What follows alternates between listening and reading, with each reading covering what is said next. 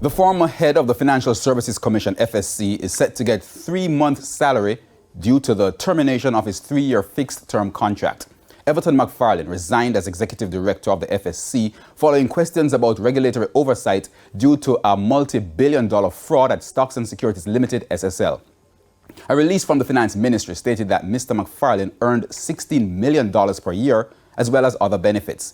There's also a 25% taxable gratuity in lieu of pension and housing allowance of roughly $1.3 million per year.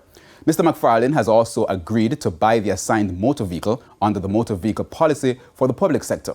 Mr. McFarlane's contract was renewed in August 2020 and should have ended in July 2023. He waived his rights to payments for accrued vacation leave.